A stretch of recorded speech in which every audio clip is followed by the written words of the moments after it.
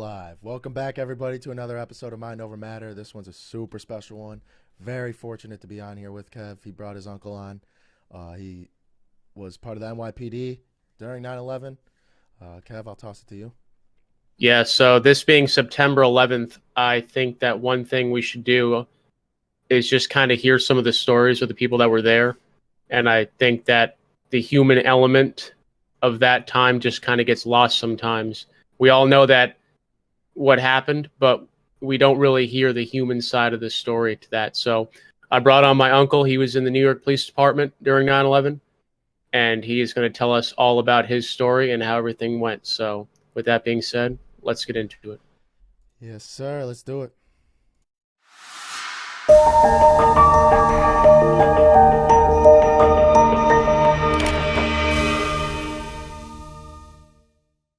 All right. Go ahead, Kev. Welcome to the Mind Over Matter podcast. Today being September 11th, I thought that it would be a great idea to have someone on that was actually there and can tell us a little bit about what it was like. A lot of us young people can't really conceptualize a lot of what happened that day. I mean, I'll go into what I remember a little bit down the road. I'm sure Trevor doesn't remember anything. And I think that it's just far too of an important story to not be told. So very thankful to have my uncle Eric here. He was actually there in New York City on 9/11, and we are going to get into his story. So, Eric, if you want to just give a quick introduction, kind of who you are and what you've been up to. Yeah, absolutely. Thank you guys for having me. This is actually an honor to be here to talk about this because, as you can imagine, for someone who was there and responded as a police officer, this is something that's really important to me. And as a school teacher now, it's something I talk about with my students still every year. So when September 11th hit, I was only a little over a year onto the job. So we're still fairly new, just kind of figuring out my way how to be a police officer, let alone how to deal with something so catastrophic as that day. I had worked a midnight shift that day. I was on midnights. That's how new I was at the department, that I was a midnight guy, which means I went in at 11 p.m. and got off at 7:30 a.m. Like military, police, it's always open. Rookie. Yeah, rookie, exactly. Earn your stay. Yeah. So I was home, and when I got home at that time is when I ate my breakfast/dinner, and I was home just relaxing, getting ready to go to sleep for the night. And like every morning I did, I was just kind of watching the news and got the breaking on the news that some kind of small plane had hit the World Trade Center. Thinking nothing of it, knowing I lived and worked in Brooklyn at this time, and the World Trade Center was in Manhattan, so it wasn't the borough that I worked in, not the borough that I lived in. My wife was working in the borough. She worked in Manhattan at the time. I knew where she worked in relation to the World Trade Center, so I really, at that time, initially was not all that concerned about, not about anything, just about the people who was going to be directly involved right there. But they told you it was a small plane, so that could be like a little Cessna. They didn't say it was, like, you didn't know it was a passenger plane at that point. No, and especially in New York City, you got to figure there's a lot of tourist helicopters around that area. There's, Teterboro Airport right there. So it's not common for small planes to be flying right over those buildings, but there are small aircraft in that area. And 10 years earlier, we had an incident at the World Trade Center. So at that time, this initial time, me being home now, not at work, and still before more information, we just figured it was some kind of small plane aircraft. Again, this is fairly right away when it happened. So at that time, I went downstairs with my Aunt Teresa, because that's whose apartment I was living at, and her son was a firefighter, and he worked in Brooklyn, so not overly concerned, because at that time we kind of figured it wasn't a big deal. And then after watching about 45 minutes, I remember watching on television the second plane hitting live. And as soon as it hit the building, my television went out because the broadcast antenna was on top of that World Trade Center tower. Wait, you were watching it live then? Yes, because the news was broadcasting, right? So I'm home now. Oh, shit. Watching it on television. And as we're watching it, and you might have seen the footage these days, but it was broadcast news, and you can see the second plane fly right into that tower, and then my TV went out instantly. And kind of like, whoa, I don't think that was the first. Yeah. I think that was something new, right? We were like, that's not a replay of what just happened. And that's when things started escalating quickly. Was there any indication that there was another plane? Like, Other than that video right there, and again, you can imagine, right? And you guys have been involved in it. When there's chaos, the radio is chaotic. Because I remember talking to my buddies when I finally got into work, like the police and the fire radios were jumping like crazy. You couldn't get a word in because now you got a second plane, you got people yelling into the radios, and we didn't train for something like this. This was not something that was in our handbook. This is not something that we prepared for. So we're kind of learning on the fly at this point. Which gets me to where I move forward in my story now, that about an hour after that second plane, I was off now. I had just worked at midnight. They called in every single firefighter and every single police officer. If you were off duty, you were to report back to your precinct or firehouse. Because now we know a little bit more information. Now we are knowing that it's 2 passenger planes, okay? And now we have 2 buildings on fire with chaos going on downtown. This is the point where I started getting a little bit more nervous. Like, this is looking pretty bad here. This is 2 planes. And then the news breaks. I'm trying to remember if it was the Pentagon getting hit or the one that went down in Shanksville, Pennsylvania, where we knew now, okay, it's on purpose. There's something going on. And the big worry is what's going to happen next, right? Whatever's going on, it's not done yet because that's not an accident. It's 2 planes hitting it, not an accident, a plane hitting the Pentagon. So now we're worrying about what's going on next. So at this point, we're all called back into our precincts. Firemen are called into it. You either go downtown, help it in that situation, or to cover your local precincts because you have people scared. You have chaos going on. And chaos brings out crime a lot, right? So we need to make sure we maintain law and order in our precincts and answer 911 calls along with sending responders downtown to deal with that situation. So they call everyone into work, right? Right. And what was like the vibe, I guess, of everyone there? Yeah, that's a great question. The vibe on that was 2 things. It was one of uncertainty, which when you're in the police department, if you have uncertainty, that's never a good feeling, right? You want to be trained and prepared for every scenario that you come across. This way you can be ready for it. When you have uncertainty, that's not a good feeling. And the next one was nervousness because we didn't know what was coming next. Yeah. Right? I mean, we didn't know. And by the time I got to my precinct, both buildings had come down. Oh, my God. And that was a game changer because you see the building come down and you have massive life loss. Right? So when that happened, right, everybody kind of got into a frenzy and it wasn't even anger yet. It was, what do we do now? Right? My captain, the CEO of my precinct, he's like, I've never done this. I'm learning just like you guys are. We didn't know what to do. And it was kind of like they sent thousands of cops all throughout the boroughs. They sent hundreds of cops downtown. The firemen got sent downtown because now you're in a rescue mode, right? So now you're in this full-time rescue mode because we think we have hundreds, if not thousands of people trapped in these buildings, right, who need rescue. And that's a coordinated effort. That's like, where the World Trade Center is in the downtown financial district, you have to get the cars in, people out. So it's a ton of logistics. You need the tunnels closed. You need the bridges closed. You need to stop traffic. So it takes, I'll speak for myself, police officers everywhere to close traffic, send people this way. We need people down digging. So to plan all that as it's happening in real time was a massive, massive undertaking that people way above me had to make. And you're in Manhattan too, which is not known for being like able to get in and out of real easily. Oh yeah, exactly. You're talking a morning, right? It was 9:15 in the morning, so people are going to work. You have thousands and thousands of people coming in and out of Manhattan every day to do work aside from touristy, right? The tourist season was kind of over, after the summer. But you're right, Kevin. You just have, in general, people everywhere. So we kind of like took our directions from our supervisors and kind of like figured out what to do. Now, my initial job on day one, again, I just worked at midnight. I went back to work. They sent people from my precinct to respond there. I did not go day one. I went day 2 because they needed us to cover patrol because 911 calls don't stop. Right? I didn't think about still domestic violence. I haven't thought about that a single time. Every single time I thought about 9/11, I have not thought about like just within the cities around it. Like those people are probably going insane. Oh yeah, people at home looking at the news are probably calling thinking, "Hey, are you guys on this yet?" Like, because Right, there's people like right. that. Yeah, and there's always something going on, right? We're busy enough, but again, you still have domestic violence, you still have assaults, you still have robberies going on, you still have disputes. So we still need to answer 911 calls while we're also sending people and concerned about loved ones, you know, at the towers. And we're just talking on day one now.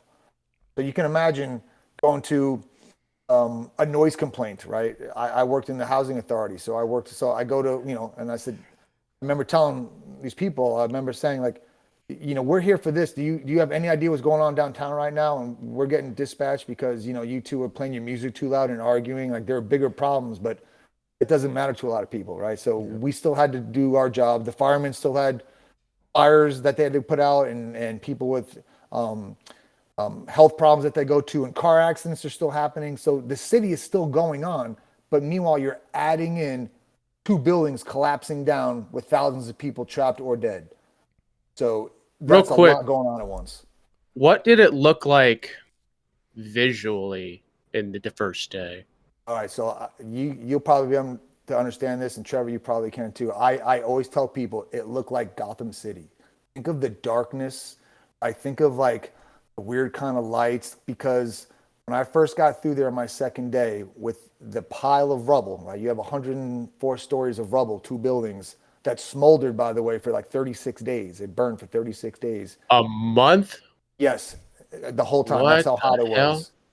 So when you come through the tunnel and you come up right there, it was dark. It was eerie. There were ash everywhere. There were no people except for emergency workers at this time. Everything was shut down. Buildings had broken windows because when the buildings came down, all the debris went sideways and destroyed multiple buildings next to it. So it was a very eerie, and I always say it was kind of like a Gotham City dark kind of feeling of being down there at that time. Are you okay if I show on screen the pictures from your Facebook of that day when we send this out? Oh yeah, absolutely. Okay, yeah, I'll get some pictures. We'll post them now because I've seen those and I'm like, it just looks like hell, frankly. Yeah, it does. And some of those ones, and I don't know if they're all in there, but I can send you the other ones I have too. So as a historian, right? I'm a political science major from college, right? I love history. I knew this was a historical, right? Not in a good way, but so what I did, and I'll age myself a little bit here, is that I bought a disposable camera, to take down there with me when I did have a few minutes. I mean, we did 12-hour shifts down there, but I wanted to get some pictures to document like what was going on down there. And that was some of the pictures that you'll see on there of just streets in downtown Manhattan that you can't even see the street because it's covered in ash and paper. I mean, where I lived in Brooklyn, we were getting ashes and paper to us in Brooklyn from all the way downtown Manhattan. Yeah. No kidding. Did you ever, like, what was your immediate thought of who did it? Because like, I'm thinking if something happened right now, I'd be like, fucking Russia's at something, Yeah, right. That's what you think. So at the time, that was our initial thought. It probably was someone with bin Laden, because back in those days, we had a lot of troubles. We had the USS Cole, right? We had, the World Trade Center 10 years earlier, had the bomb go off in the basement of it. So there had been some numerous, the U.S. Embassy in Kenya, right? There was numerous terrorist attacks that were leading up to this point. So that was the initial reaction. And jump ahead of my story a few days, and you guys might have seen the footage from it now, but when George Bush had down there for his first day, President Bush, right? I think it was day 3. It was his first visit down there. And you can watch the footage of it, but he was down there and he had the megaphone in his hand. And I was about 10 feet away from him that day because that was one of my days. I was in the bucket brigade. And he grabbed that microphone and he said, I hear you, because like a lot of people couldn't hear him because they were working further away and they're yelling, "We can't hear you, George." And they meant they literally couldn't hear him. And he says, "Well, I can hear you, and you can trust me. The people who did this are going to hear us." Right. So even on day 2 or 3, they were made aware of who was responsible for this, and that was kind of like his vow. Right. We were going to make sure we retaliate and let them know that you don't do this on American soil. And that statement right there got us all fired up is not the right word, but gave us the adrenaline rush to keep digging that day. It was a great morale boost to have the president down there, whether you voted for him or not, right? He was on the side of like every American that day. And he got us all going and moving forward just by saying something like that. Like, you know what? This doesn't end right here. And that's kind of what like kept us going for the next couple of days as we were still in the rescue, not recovery mode. We were still in the rescue mode at that time. What is the bucket brigade? So I mean, that's literally, right? Think of the pile of rubble. Okay. We could not bring in heavy machinery yet to start removing debris because if there's people under there alive, we don't want to damage them or hurt them. So we would have guys with buckets getting debris and passing to the next guy, to the 100th guy for him to dump it in the truck. Wow. And then the next one. So we were putting rubble. What? Yeah. I could picture Little Rascals. I don't know if you ever seen that with them running around Yeah. with a little bucket of water and they get to the Figure site like- and there's zero water left. It's exactly what it is. Yeah, Figuring like just a trying to line. empty a lake with buckets, but we were taking debris out. Wow. Because they didn't want to bring in the heavy trucks yet to start picking up debris in case someone was alive underneath there. So we did that for about the first 5 or 6 days. If you can just imagine the visual of hundreds of firefighters, police officers, and this is at a time when we had basic aspirators on, right? We're not thinking about any cancers, any kind of diseases and stuff. And as you see, this shirt I'm wearing right now, okay, this shirt is a sergeant who worked in my command who was down there on a regular basis, who passed away 2 years ago from 9/11 related cancer. He developed throat cancer. He was the healthiest. Wow. He was the hulking mass in our precinct. So those first responders, who were down there exposed to this, we've lost hundreds of firefighters and police officers from cancer years later from what they developed that day because, again, they didn't stop us from digging. Like I had an aspirator on, but there was tons of firemen who did nothing because they just want to find their brothers and sisters. So that's just another aspect that this all gets to tell you that even today people are losing their lives from what happened on September 11th. Yeah, that to me is the remarkable thing is that I would have to believe even if they knew they were going to get cancer in 20 years, they probably would have still gone.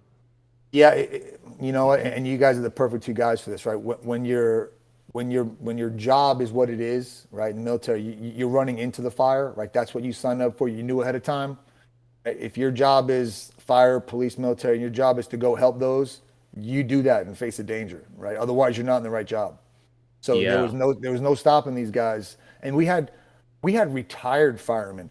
If you go back and watch George Bush on that first day when he's down there, he's got an elderly gentleman he's standing on the car with his arm around. He was a retired fireman who responded there on his own time to go help dig. He had been retired for years, and he went down there to go dig down to try to find people, not even getting paid for it, just wanted to go down there and help. So it was a massive undertaking that lasted until July of the following year of getting all the debris out there. What? I was a part of that. Yeah. July. Oh my God. So from the day it happened, okay, the bucket brigade, okay, turned into basically recovery of all of the buildings, right, of everything. So everything had to be cleared out of there, right? You can't leave all that debris. So for from September to July, 24 hours a day, 7 days a week, it never stopped. Christmas, New Year's Eve, there was always constant removal of debris being taken out of there and being sent to Staten Island, to the Staten Island landfill, which is where I spent half of my time too. Half of my time at Ground Zero, I would go down there. Half the time I would go to the Staten Island landfill. What they would do at the landfill is the large pieces of debris, we're talking giant pieces of metal, everything you can imagine gets dumped in a field. We would go out there, we'd have full Tyvek suits on, we have aspirators on, boots, gloves. We would sift through anything we can find, do all that to try to find any kind of evidence, whether it be driver's license, whether it be bones, whether it be hair, shoes. We looked for any kind of evidence we can find to either give back to the family or help in the investigation.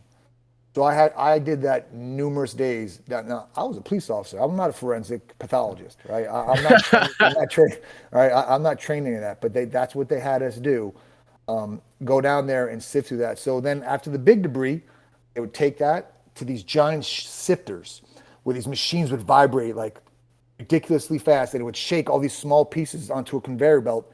And we would sit there for hours and just watch the conveyor belt go by and look for smaller pieces of evidence. And I found wedding rings. I found, a lot of hair. I found a lot of things in those sifters that we could give to the families back, because a lot of people were never found, like nothing. So if we were able to find someone's wedding ring, someone's driver's license, anything like that, the families were so grateful for. So we did that. And I say we, the police department, we were the ones who did that until July, until that cleanup was finally done. So it took from September to July to get that ground zero site completely excavated, all the stuff to Staten Island and sifted through and collected. So it was a massive undertaking. I'm trying to think of how you slept, like you all this whole time, and then you said it lasts till July. So now it's lasting 6 to 8 months, however long that that is. Like that's how did you sleep throughout that time? Even the first couple days. That's a great question too, because when we got sent, remember I was a midnight guy, so I would work. Let's say I did 2 days of midnights, and then when you go to the landfill, it's during the day. So then I would do a day shift and then come back that night for a midnight shift. So the sleeping was tough on those ones.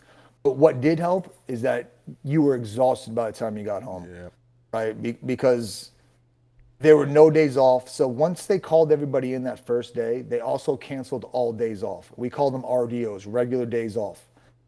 Vacations canceled. They didn't give anybody, they needed everybody hands on deck. So we were working 7 days a week, 12-hour shifts. Wait, the whole time? Well, for about the first 30 days, not the whole time. Okay, for the first month. Right? Still, So God. So I know, and you know the one positive of that is guys who are at the last year of their career for their pensions, the amount of overtime money, right? So we get paid for that stuff. So guys who were in their last year, they really banked their pension and were able to kind of go out with with that extra cash in their pocket. But yeah, we did 30 days without a day off, working 12-hour shifts. Yeah, I mean, I could only think of one thing that probably kept you going was just like the sense of purpose. Like that's what kept me going a lot is like I'd be exhausted, but I knew that what I was doing was helping. Oh yeah, and helping and so necessary. Again, this is something that like the least we can do. Now, once we knew it was recovery, right? We're not in rescue anymore. You're right, Kevin. That's like to be able to help out somebody, help out a family, right, who lost a loved one, whose loved one completely disappeared off this planet. If we could help them in any small way, that was a driving motivational factor, not just for me, but for all the police down there. Because we went down there and worked our tails off. I mean, there was no quit. Whether it was the first hour of your shift or the 12th hour of your shift, we give it everything we got because we knew there were people counting on us. And this is the job, that we signed up for, to help people. And this was the ultimate way that we could help somebody out, is to go down there and give them everything that we had.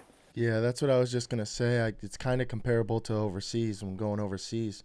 I mean, everybody in the Army within our shop was itching to go overseas. I can't wait to go over there because of that sense of purpose. When you're over there, you're doing everything you can to save America, or doing everything you can to help America save other people, whatever it is. So I can only imagine like sifting through anything and finding anything, that sense of purpose. When it ended at the end of July, how did you feel? Yeah, that was it was kind of like a mixed thing. Like here we are, we're done now. But it was also a sense of relief that here we are, we're done now. Yeah, because it was a job that needed to be done. It was a long job. I mean, the iron workers worked their tails off. I mean, fire department, rescue workers, we all put in as much as we could for it. And it was kind of a sense of, all right, we need to turn the page on this. We need to try to get back to as normal as we can. We were still at war at that time because this was like July. And here we have, the reminder right now, because at that point, the Freedom Tower wasn't built. It was two empty holes, right down in lower Manhattan that you can see very well. That was, the World Trade Center is one of the most visited tourist attractions in the world. So, there were people everywhere on that. So it was an exhale, but it was an exhale of like, what now? Right. Or something else going to happen on, what else could possibly go wrong at this point? Because remember, bin Laden was not found. We knew who it was now. He wasn't found at this point. So everybody's kind of living on edge. Right. I mean, he was not, captured until years later. So it was still everybody's going to be on edge for a while here. And we were. I mean, we were guarding certain synagogues because we wanted to protect those people, because there was, a lot of anger, towards the innocent, people of that community who had nothing to do with it, who were just amazing people. So we had to have cops stationed over there. We had extra cops in subway stations because subways are a big target. I mean, think of the chaos that would occur, if something happens down the subway. So the whole 9/11, it really changed the police and fire department too, in how do you respond and how do you prepare for things like this, right? It was kind of like we were in a reactive mode. Now we had to get proactive. How can we get in front of it in case something like this happens? So Here we go. All right. time for Yeah, that. we're back. No, it's all good. We can just clip that section Yeah, out. I'm glad you guys can edit that stuff out. Technical difficulties. Yep. Yeah, it's all good. Not the first time. All right. But go ahead. You can jump right back in.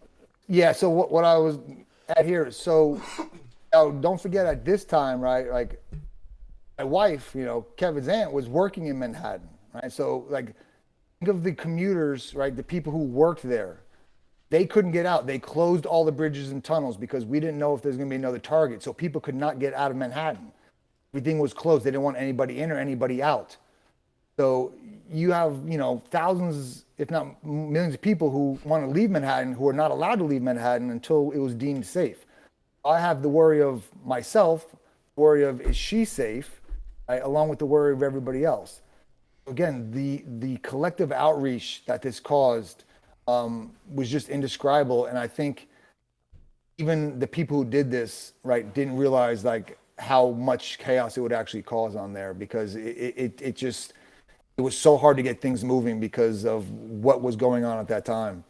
And no one had cell phones either. No, that was not the big cell phone time. Yeah. That It's like would have been helpful. 20 pounds. And so like my parents at that time lived in Colorado, right? So when this happened, everybody started calling everybody and the phone lines were basically jammed. So I know my mother couldn't get a hold of me for a while. So then she's worried, was I sent down there? Was I in that building? I mean, she knew I didn't work in that borough, but until you hear your loved one's voice, you want to make sure. So I remember that was like her big concern there. So you have so much going on at that time that it's almost mind-boggling to talk about all the different things, that were involved on those initial days and then for the months afterwards. Yeah, because that's one thing I remember. So I was 5 when 9/11 happened. And I remember going home and like everyone was sad, but I couldn't conceptualize why because I was 5.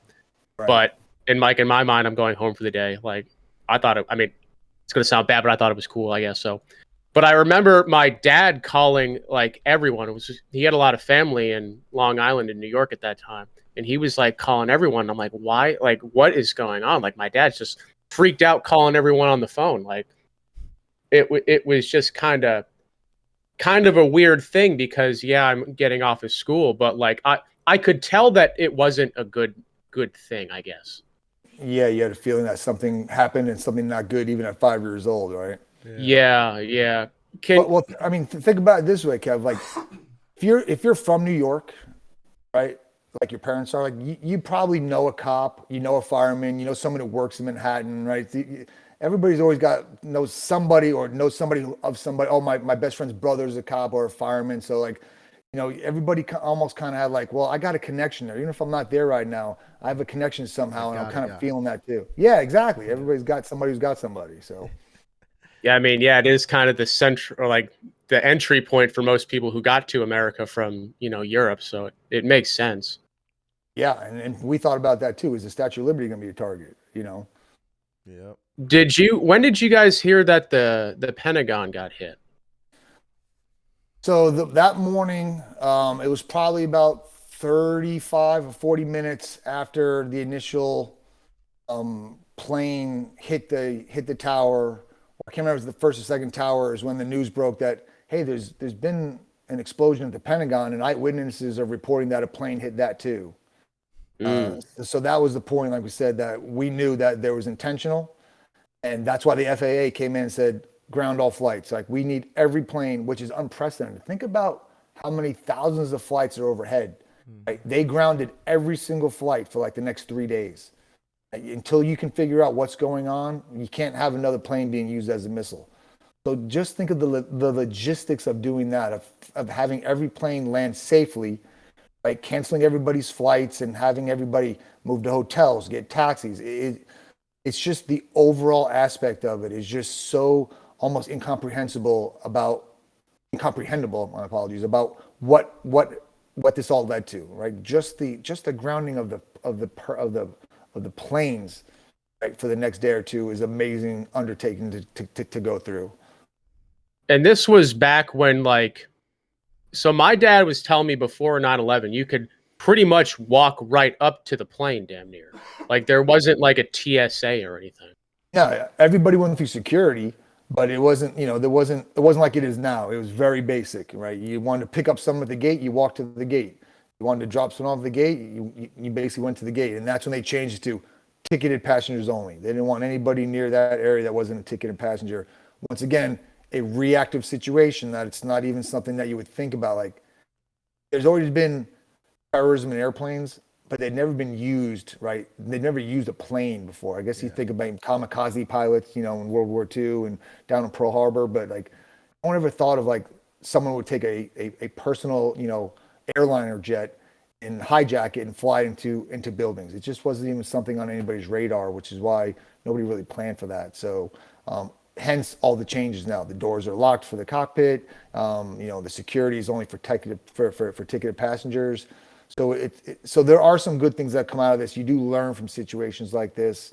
It was 7 months of really hard, going to a lot of funerals. The first few, and a lot of funerals I went to, they were empty caskets because nothing was ever found, right? Which is a really eerie and sad kind of experience to go to. And I remember the first one I went to was for a police officer from the emergency services unit. There were 23 NYPD officers killed, and I went to his first, and we knew that they never recovered him at all, anything from him. I think they might have gotten his shield from the from Staten Island landfill, but I remember going to it, and they had the casket go by, and I remember saying, like, what's in there? And just thinking for that family, like his parents and his wife, like, here's a loved one that, like, I can't go visit him anywhere, right? He's not here anymore. So it's a really unbelievable thought. And this is something I tell my fifth graders every year when I do this presentation. I said, think about two office towers, right, that are both over 100 stories tall. Think about how many desks were in those towers, okay? I was at the Staten Island landfill. I went numerous times over 7 months. I never found one desk, meaning they were pulverized into an oblivion. What? We had wire, we had things like that where it was compacted and destroyed so much, it was basically like unrecognizable. You don't see things like that. They were literally destroyed. So, which is why it made it so hard to find, human bodies, because if the desk can't make it, right, a human body is not going to get through much, which is why so many people, nothing was ever found, right? We found some bodies, we found a few, body parts, not to get gruesome, but, found some body parts, but for many, there was nothing ever found, which is just awful for the families, which is one of those driving factors that make you want to go to work the next day to try to do the best you can to find something for them. Did you ever come across like any remains when you were doing your bucket brigade? I not at the bucket brigade, but at the landfill I did. And this was actually, it made it to the sifters. So remember I told you about the big field would have the big stuff we'd sift through, then all that stuff would be picked up, put on the sifters and come down the conveyor belt. And there would be six of us, three on one side of the conveyor belt, three in the other. I mean, sitting in these basically kind of stools, watching mostly rocks go by all day, small debris. And all of a sudden coming down there is this part of a leg from like the knee down. The foot's still there, comes straight down there. We picked it up off of there and brought it to my sergeant. And there's always supervisor. He said, all right, take it over to, there's a forensic unit over there. And we brought it over to them. And the guy was so thankful there. He's like, you have no idea comfort this will actually bring to a family, because we'll be able to identify it through DNA. I assumed it was a female because it had painted toenails, right? I mean, obviously that's not a guarantee, but it was probably a female. We were excited is not the right word because of how morbid it was, but we were relieved that we would be able to give this back to a family.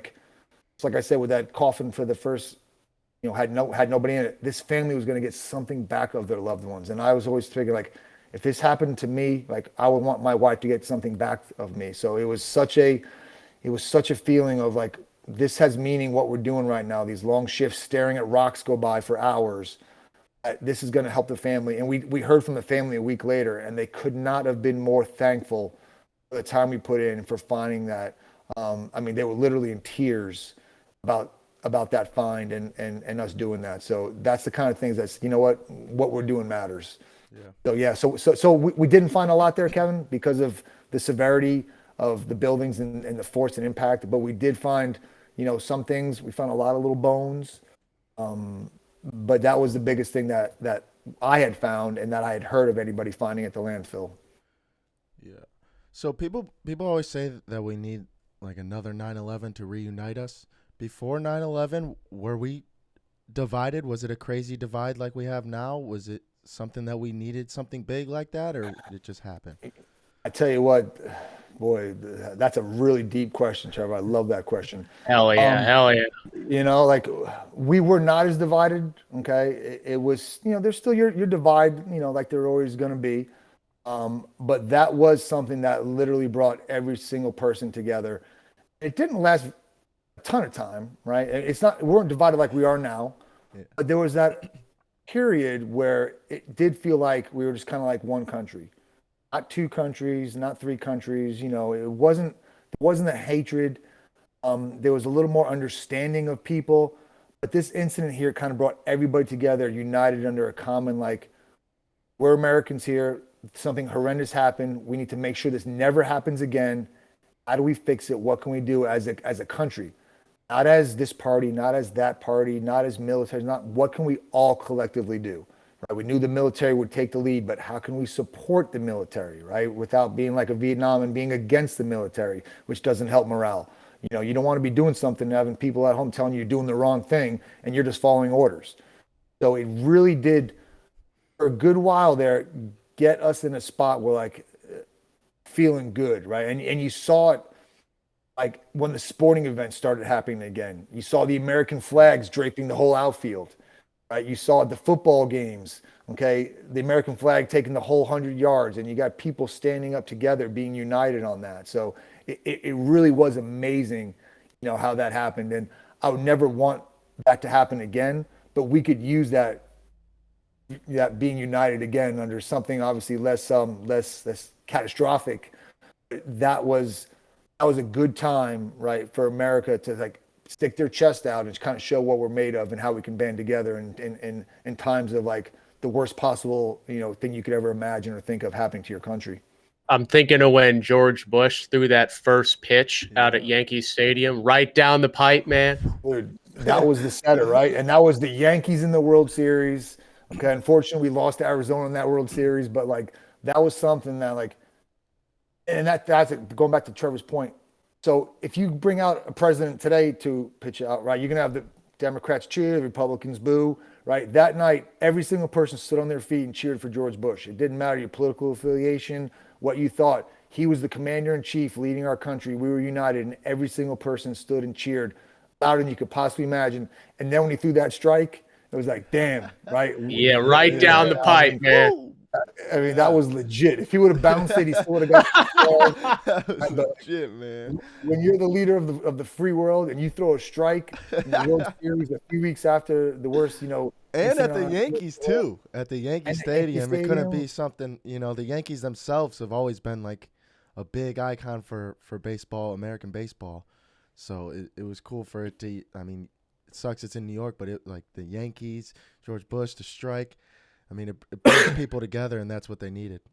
Yeah, it was amazing right there, and that's when the players were wearing hats. This in my New York, you can't really see it, but it's got the American flag on it. But most of the players had FDNY on one side. They had NYPD, they had PAP, the Port Authority Police Department, because they lost members.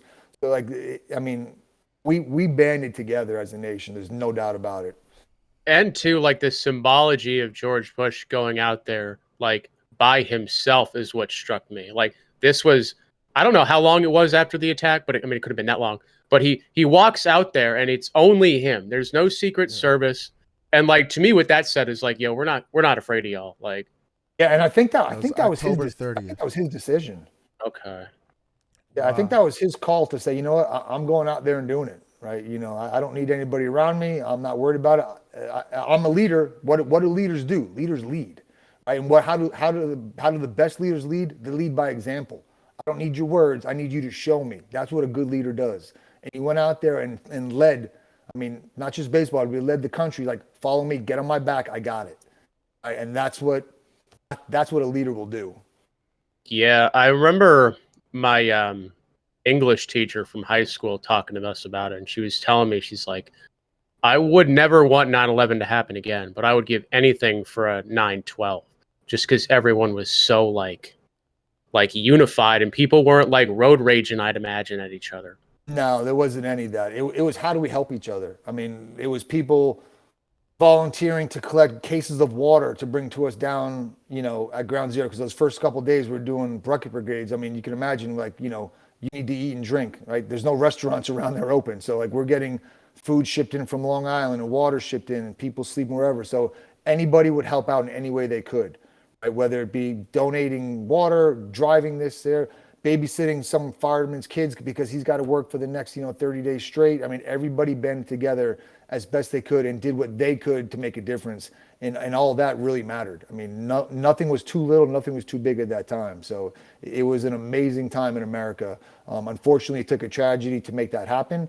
But it was an amazing time, you know, for all the people in our country, not just New Yorkers. Because I know people out west, like, you know, we're there with you. Like, we're doing everything we can. And we had fire departments from other counties and countries send supplies. Like, you know, we're all brothers and sisters at that time. We're just going to do everything we can to help you guys out. Yeah, I mean, you said your mother was in Colorado even, right? So you got, I'm sure she was helping in any way, shape, or form. Yeah. Could, right? Oh, absolutely. Oh yeah, my grandma. Yeah. Right. Yeah. And, you know, anything possibly that they could do, that they would do, even if little that meant, hey, I'm going to call you and just talk to me, right? Just let it off your chest, right? Whatever you need from me is what you're going to get. No questions asked. Yeah. Did they provide y'all like any kind of like counseling following all this? So, Kevin, your Aunt Kate for years has been saying she can't believe that there was no counseling giving. I mean, unless you went voluntarily, right? There was nothing given afterwards. And again, trained police officer, not trained psychiatrist, psychologist, criminologist. So they didn't offer any of that. There was also a little stigma on the job. Like, if you needed that kind of counseling services, they're afraid maybe they're going to take your gun from you and, like, you know, as they call you, put you on the rubber gun squad and you can't go on the street anymore if you have psychological problems, right? Because there's a stigma with getting counseling in the police department unfairly, because sometimes people just need to talk. Doesn't mean they're not safe or they're going to hurt themselves. So it was never offered, and it really wasn't talked about that much. It's talked about more today about guys who were down there back then. You know, did they get themselves some help? Did they need the help? Do they need help today? Because there's still people nowadays who, you know, who did way more than I did, who saw a lot more than I did, who still have trouble with it. So it wasn't offered, and I think if something like that happened today, I think it's a little more okay to be able to get counseling without, you know, being told that you're crazy. You know, it's just supposed to help you. So I would hope if something like that happened, that they'd be a little more open towards something like that. I personally, and I've talked to my wife about this back in the day, I never felt like, yeah, I need to get this out. I'm like feeling all pent up. You know, that's just how I am. But I did know quite a few cops who did probably could have used a little bit of extra talking and a little extra help in those kind of situations from dealing with the emotions that they had to deal with. I mean, we all handle our emotions different. Some people need a little extra help in dealing with those emotions. Yeah, because like you're a very logical thinker. I mean, that's I'm the same way. Like, I have a job to do, I go and do it. Yeah, But I go pure logic. yeah. But like, it's just a remarkable thing that you would have to do and be like, okay, if you get help, then you know you're gonna get your gun taken away, or like people are gonna talk shit about you. It's just Yeah, totally there though. it's yeah. I mean, we had the same thing in the I was going army. to ask, you guys must have something similar, right? If My like you buddy's go suffering from it right now. He went to get out and he didn't tell the VA anything mental health related, and it bit him in the ass because now he's not getting his disability for it. But that's why he didn't tell him, because the stigma. If I don't tell him, can I get, you know, will they take my guns? Well, who knows what could happen? Right, and that's a real issue because there are military and police. When you go through the things that people go through, yeah, a little talking might not be the worst thing. In fact, it might save someone's life, right? Because too many people are doing dumb things and taking their own lives because they didn't get the help that they needed because of that stigma that goes with that. So after 9/11 happened, they didn't offer that kind of stuff, but I'm hoping some guys got it on their own and we kind of relied on each other, our spouses. But, if you're a 22-year-old rookie at that time, I was married and I was lucky, but you go home, live in your parents' house, you go home and play, video games at night, you have no one to talk to. That might be really hard to deal with. So again, Yeah, just that another was one of the things that come along with this. that was my next question, because when I hit my depression stage and everything, I mean, I was able to turn to Kevin right away. It was my leader, so it was nice, easy transition to go right into that. My buddy was able to just call me right up, talk to me about it. Were you guys like that? Did you guys ever like do a dinner or something? Like, hey guys, come to my house. We'll just Yeah, we, we, hang we out. did, but I tell you what, the fire department, those guys are tighter than police officers. Like those fire department guys, I mean, they are each other's kids' godparents. Those guys really Yeah. did, and I know quite a few that really relied on each other. We did to a point, not as much as we probably should have. Looking back on it now, that would have been a good thing because you know, you can relate to somebody who's walked in your shoes, right? And you can help each other, just like you said, like you turn to Kevin, right? You guys turn to each other because you can understand each other, right? You're not going to cast judgment on somebody. So we as police officers probably should have done that more, right? And which is an excellent point, right? Which probably is not brought up enough. Like, hey, maybe you guys should have relied on each other more and been open about it. You know what? Hey, I'm really suffering right here. But again, if I go tell that to my friend and he go tells the CO, next thing you know, my gun is taken and I'm inside for the next year. So I think it was more of that fear of like, if I open up, what's going to happen to me rather than how can I get help on this? Yeah. And I would hope that today, like today's military and police and fire, like think differently than like we did back then on that. Yeah, I think as a whole we do. I think we're a little bit better about it now. One thing I think that is nice, if you could call it, about the mental health problem is that it's so reliant on like an individual basis. Like if Trevor comes up to me and says he needs help, I can give him all the help that he needs and in every way that I can, or like I can just say quit being a bitch and get back to work. But like the individual can affect that problem. There's rarely problems that one person can affect, but mental health with talking to each other and getting help, like that is that is something that only takes one person to kind of influence. Yeah, definitely. And I'll use an example of like some of the firemen. Some of those firehouses that were in Brooklyn that responded initially, right? There were some fire department firehouses there that lost 10, 12 out of their 20, 25 members. So half their house, right, ended up dying that day. How that couldn't affect the rest of the members when, think of your battalion, right? If you guys are out there, if you lose half, I mean, that's going to be like something that's going to weigh on you. Like, how do I deal with this? Just half of my brothers and sisters, we just lost within a span of like 30 seconds. Right? How could that not affect you? So that happened to a lot. When it was 343 firemen killed. That's a lot of firemen killed. Right? And a lot of them for just from a few different houses in Manhattan and Brooklyn who responded right there. So it was something that definitely affected people. And I think, like going back to Trevor's question, I think the firemen did a great job of relying on each other, okay, and their superiors. That's another thing. I don't know the militaries, but in the police department, the chain of command is so strict. Like, you don't go 3 steps ahead, right? You don't have dinner with like your captains Yeah. 2 steps ahead. The fire department, they're brothers and sisters, right? If you're the battalion chief or you're the probationary police fireman, I mean, they'll sit down and talk together. There's no issues there. Police department, we had that separation.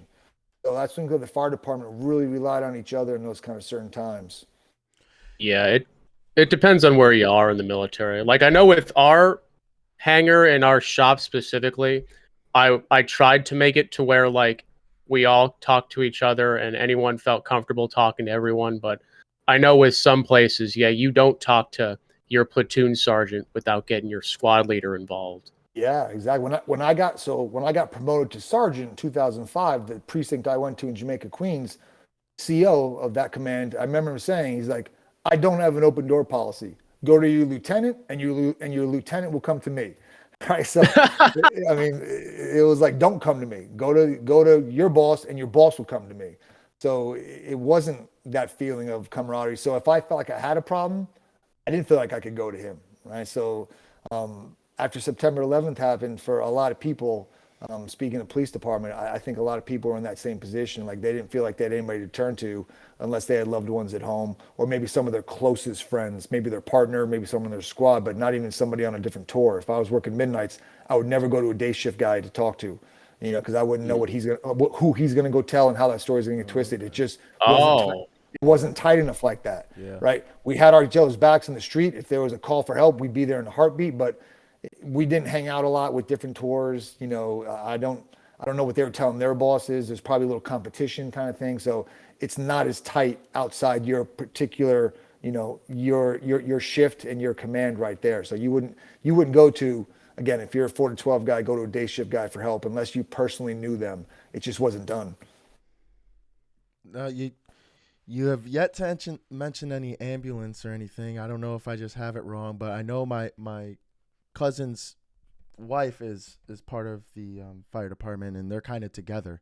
Is that the same thing? Is that why they're rarely mentioned?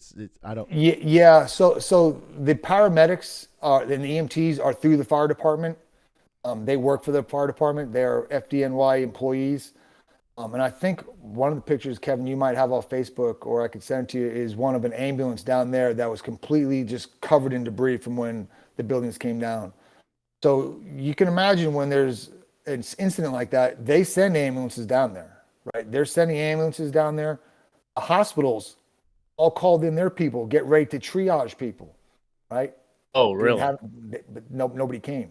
Right? It was you either got out and you see the video of people just covered in dust from they were just running away, or you didn't get out. It wasn't like there was injury after injury. They had people on standby, literally standing outside the hospitals, doctors and nurses waiting for the ambulances to arrive in droves. None of them arrived because people did not, if they got out, they were just kind of covered in dust, or they never got out. So that was another thing, like, man, like they got blood banks ready to go. They had everything on standby to treat all these injuries, and the injuries never showed up.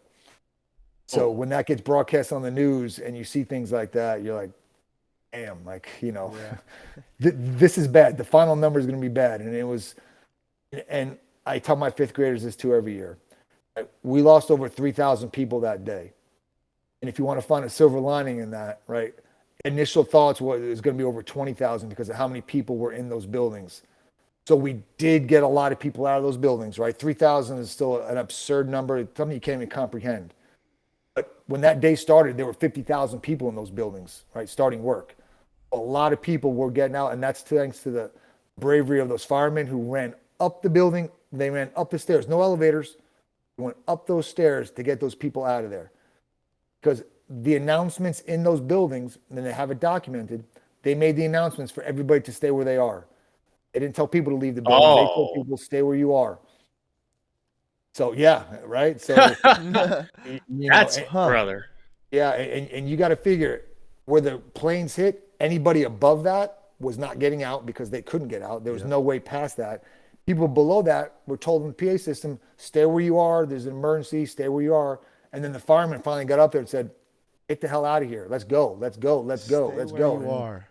Yeah, I mean, so again, no one had ever trained for that. There was no protocol for those two buildings. If we're hit by a plane, get everybody out of there. That's what I'm thinking. Is like it's easy for us to say like, "Oh, that was a dumb idea," but it's such an unprecedented thing that, I mean, I can't blame them for saying that. I wasn't there. I don't know what they're thinking, Yeah, and the Port Authority who owns the buildings came out and said that it was a mistake, but at the time, it's what they thought was the right thing to do. Right. So again, going back to what I said earlier, this brought out some good changes on how do we respond to things. In buildings now, we do evacuations, right? You're getting out of there now. You're not going to stay there and hunker down, right? They want you out of there. So you do learn through tragedies like this on how next time, God forbid this happens, that we can save more lives and, and maybe make it better off for people. So, there's something that can be said of this, of like things change. But yeah, they had people staying in the buildings until the fire department got up there. So 3,000 is a horrendous number, but it could have been way worse that day without the brave people, those firemen and police officers, because you know, and again, talking to military guys, this is like, you know, you guys know all this, but like when you're telling firemen that building's on fire and the plane hit it, now go run up inside of there, right? Like, Yeah. what? You want me to go inside that building? Me? What? There's a plane up there. Like, I don't know what's going to happen. You got to be kidding me.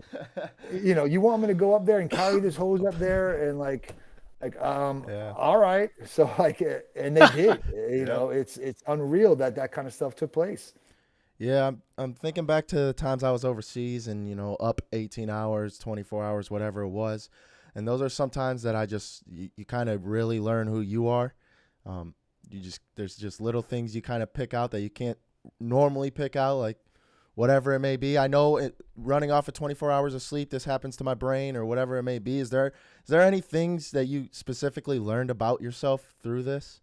Yeah, absolutely. That's, I mean, great point right there is that there's things inside of you that you didn't know were there until you had to find them. Right. So for someone like myself, like dealing with that kind of situation at 25 years old, and what I found for myself is that I can face adversity. Okay. And this is a lot of it is going back to the landfill, digging through that debris, that you can face that kind of adversity and realize that, you know what, this is something that I can come back and do again. Right. And I kind of learned a lot that, you know, only a year into my career of that, what service is, right? Between military, fire, police, like when you're a public servant, right? That kind of defined what it is to me. And that kind of set me up for the rest of my career. Like, what does it mean to be in public service? That means you help others who cannot help themselves. And that's kind of what I really learned from this. I kind of always figured as a cop, here, I'm going to help out, but you're helping others who cannot help themselves. One step further, who refuse to help. Right? So that is literally your job. You're there to help people who cannot or will not help themselves. And that was my biggest takeaway on that is like, this is my job. This is what I'm here for. And this is what I'm going to do. I'm going to do it right. Right. If I'm going to do it, I'm going to do it the right way. And that was a huge takeaway for me and an eye opener to learn at 25 years old, and something I carry to this day now. I'm a school teacher now. And, you know, if I'm going to do something, I'm going to do it right. And I'm going to help people, children who cannot help themselves. Right. So I've stayed in that same field of helping others who cannot or will not help themselves for whatever their reasons. Can I ask then, so was there a shift in kind of the energy after this all happened to like anger? Absolutely. Yeah. I mean, what did that look look like? Good one. So, you know, are you talking about like within the police department or in the country at that time? Both. Okay. So within the police department, obviously you have to be a little more professional about it. But there was definitely an anger of like, you know, how dare you? One of those kind of things. And that happens a lot with the younger cops, a lot of the rookies, because when you put on that uniform for the first time, you kind of have that feeling anyway of like, I'm the police, like you don't have the right to talk back to me. How dare you insult me? How dare you do this? So there was a definite feeling of like who do you think you are? I mean, you have no idea what you just did, you know, like you don't do that to us. Yeah. So there was some anger on that, and the country was, you know, the country was upset too. Maybe not in the exact same way, but between anger and fear of like, wow, how did we let this happen? Right? We trusted our government to protect us, and it failed that day, right? And it did for numerous reasons, numerous levels, right? So I think there was some anger / fear with the rest of the country at that time of like, how did this happen and can it happen again? And this cannot happen again. You know, one of those kind of things, like whatever you guys got to do in government, you got to make sure this doesn't happen again. We don't know what the answers are, but figure them out because this is what we want as an American people. Yeah, that's what trips me up so much about doing some research about like the people that like flew the planes is when they were in flight school and they were asking like, oh, we don't need to know how to land or how to take off. We just need to know how to fly. Like, what? Yeah, if that's not a red flag, again, we are reactive now, right? If you go to a flight school now and do that, now it's an automatic notification. Right? At the time, it's like, all right, thank you, pay the money. We'll teach you how to fly. If you don't want to land, that's okay. But you know, that's one of those indicators that should have been, maybe something isn't quite right here. This doesn't really make sense why you only want to know this part and not this part of the flight. Yeah, it's just, I mean, it seems so obvious in hindsight, but I just remember that like nothing like that had ever happened yet. So you wouldn't really necessarily think, oh, this guy's going to fly a plane into the World Trade Center. Yeah. You know, like you wouldn't Why would think he that. not want to know how to fly or not know how Right. to land? Yeah, and they, I mean, it was also done with like box cutters. There were no guns on the planes. I mean, the planes were hijacked with, you know, sharp, small instruments. So that was never even really like a big thought of like someone being able to take over a plane with like a box cutter, but probably because no one ever thought about it. Obviously, that's a weapon, and you can do some serious damage in that. But none of the hijackers had a gun on them. Not one person. Yeah, going back to a little bit of leadership though, back to, you know, the people are angry at the government a little bit. Like, how did this happen? All of that. How did do you remember how George Bush handled that? I mean, he seemed to handle the rest well. Yeah, I don't. he did great with that, and living in New York City at the time, we had Rudy Giuliani was the mayor, not the Rudy Giuliani of today, but the Rudy Giuliani of back then. His leadership, man, he stepped up and became right the face of that city and led when we needed someone to lead, because at that time, police department, our bosses, they're looking for someone to lead, and he led. And George Bush, I mean, between their words and their actions, mostly their actions. I mean, those two guys, they did, say, for the most part, everything right that needed to be done to, number one, keep people calm, right? Because that's the first thing, you got to keep people calm right there. To respond, right? There's George Bush right there, and to respond correctly. It wasn't like they went over there and responded, you know, 3 hours later, and you know, to who they didn't know. They did their due diligence. He wanted to make sure everything was done correctly, and then to make sure everything in New York was handled with the most resources that we had. Those two guys did that, so they were the right leaders at the right time. You know, it was a huge need at that time, and they stepped up to the plate for sure. So I'll just get one final question then, and then we'll wrap it up. How would you like people to remember September 11th?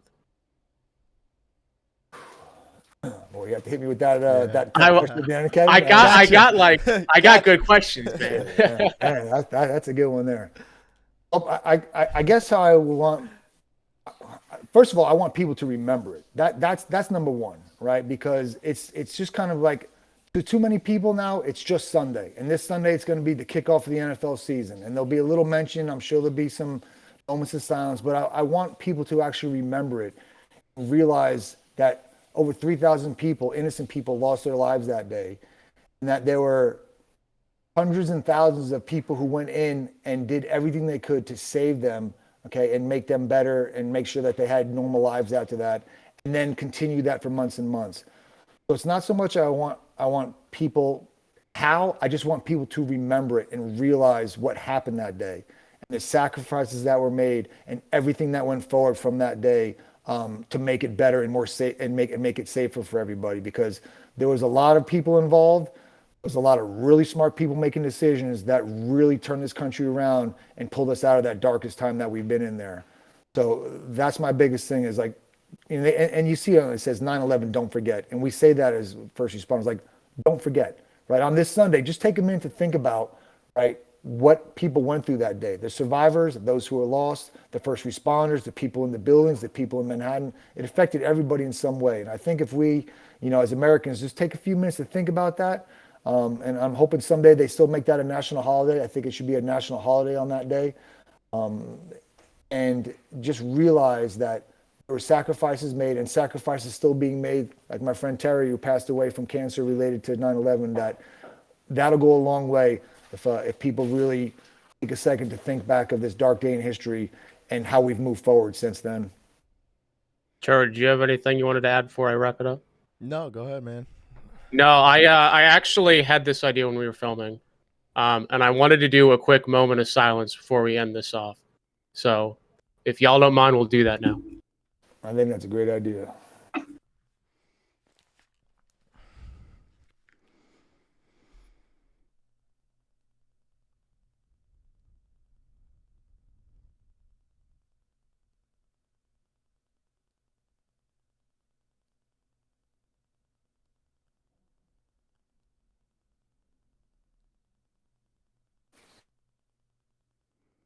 Well, I can't tell you how thankful I am for you to come on and do this, Eric. Like, this is an incredibly important story that I think more people need to hear. I'm just really thankful to have you in my life to be able to tell that story. So thank you again for coming on. Yeah, thank you very much, Eric. It's nice to meet you. And again, you too, absolutely. And for you guys, like, you know, you guys are the best. Like the military, we wouldn't be where we are without military guys and doing everything and ensuring our freedoms and volunteering. You know, I got paid for what I was doing, right? I know, I mean, you guys get there, I know, like to volunteer your service like that and lead our country.